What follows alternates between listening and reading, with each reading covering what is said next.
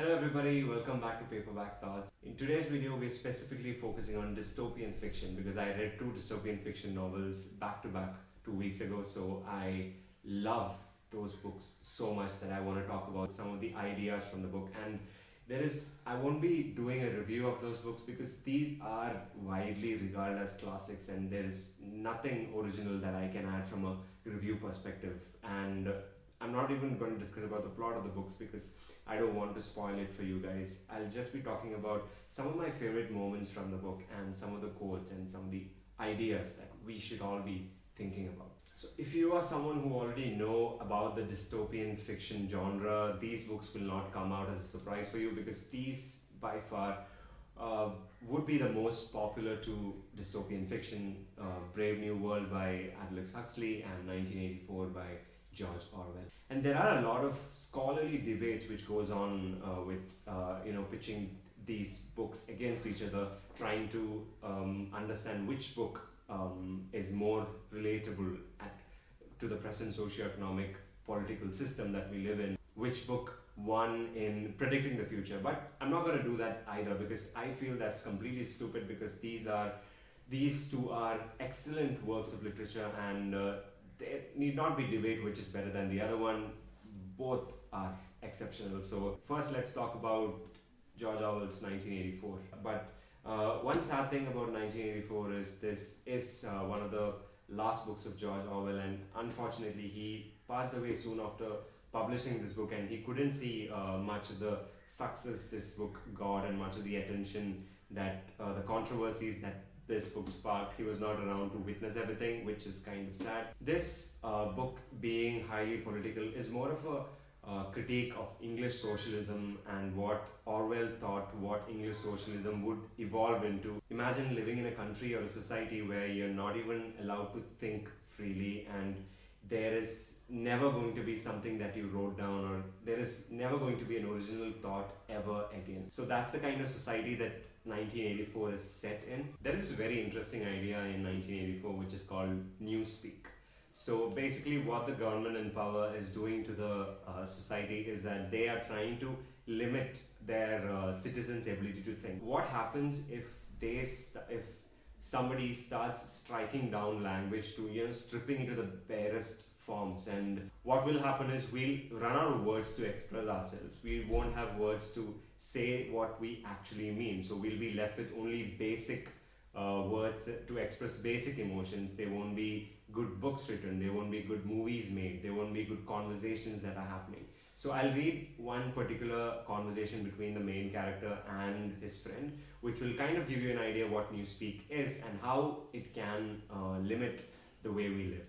Winston, the main character, is talking to his friend in the canteen, where his friend's name is Syme, and his job is to strip language to its bones and create a new dictionary with stripping away all the vocabulary that were being used till then.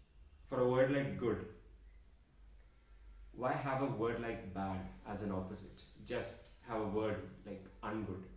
So you see what is being done to the language. They're kind of taking away all our freedom of expression through language. Again, it goes on to say, if you want to say something is good, say something is good. Why have words like excellent and splendid?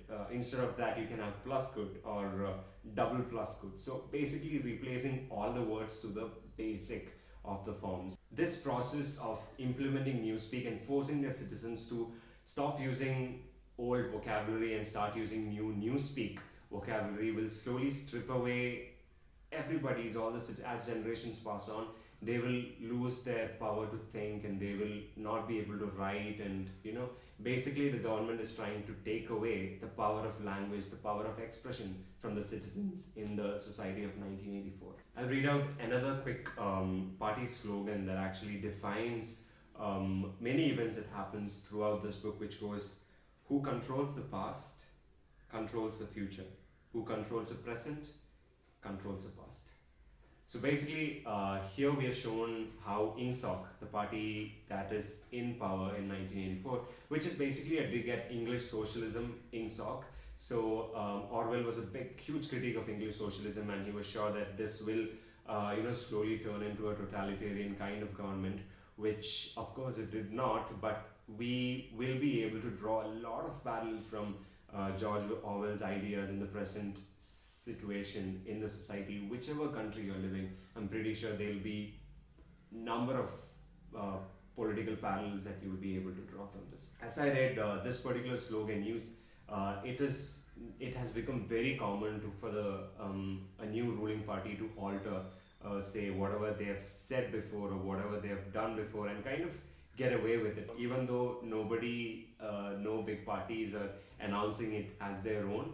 I kind of feel that a lot of political parties in the present scenario use this particular idea of altering the past to control the future. And this book also has this, powerful political figure called Big Brother, who is continuously out there watching directly on you. I'm not even kidding. Literally, you have like the government has installed tele screens in every apartment so that you are being monitored 24 into 7. You cannot do a single action, or you cannot have a single thought without the government knowing about it. So that's the kind of restrictions and surveillance the government imposes upon its citizens. And as the book progresses, we get to see this main character trying to rebel against this totalitarian regime. It seems to him that he's the only one who is, raising a voice against his government.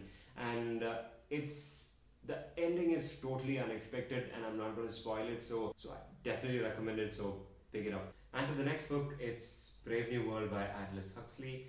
Brave New World is a much easier read than I felt than 1984, because 1984 has a lot of politics in it. In Brave New World, the government has made the perfect society. Babies are made artificially, there's no concept of parents, they're made in factories. Kind of, they are being nurtured from a very young age to whatever the party wants to see them grow up into. That is, there is a section of babies who will be government workers, there is a section of babies who will be factory workers, to ensure that these people are continuously happy and they're not dissatisfied with the work that they do.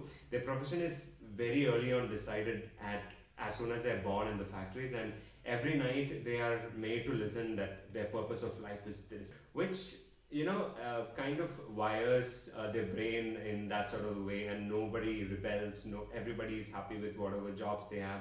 So it's kind of this perfect society. So in this society, what happens when this one particular guy feels that there is something more to life? What happens after that, I'm not going to reveal, because it gets really interesting.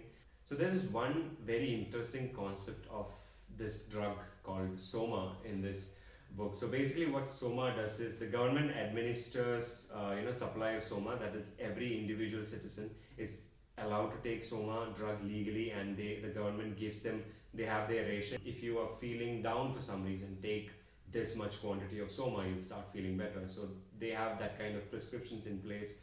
So this particular drug Soma is kind of acts as a defense shield of whatever existential crisis that human beings can be in some point in their life, despite of all the conditioning that they are given from a very young age. The government knew that whatever we do, there are certain human instincts that kind of can kick in after a while. So they have created this drug.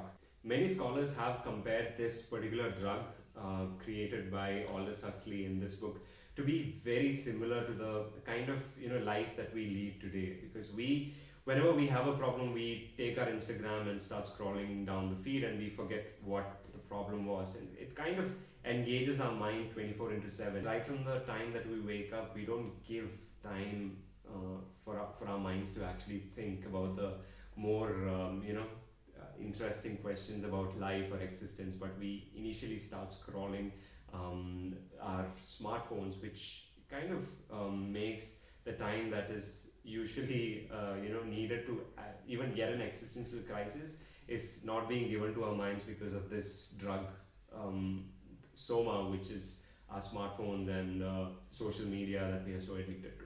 There's also an interesting thought about religion and God in this book, saying that if a society is completely perfect, that is, nobody has problems, there's no hunger, there's no failure, there is no emotion of family or friendship or love, would God still exist in a society like that?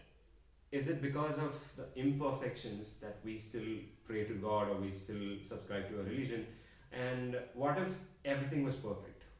What if there were no fault lines at all? There was nothing to pray for. Would there still be a God and would people still subscribe to a religion? That's a very interesting thought or an idea to think about and discuss. The story develops pretty insanely, that is, you cannot guess what's going to happen. And the climax is, again, one of the best last chapters of the books that I've ever read. It's heartbreaking, but it's profound and it hits you where it needs to be hit. If you're still watching, thank you so much for watching till the end. It means a lot to me. I'll be back next week or the week after next or whenever I feel like uploading.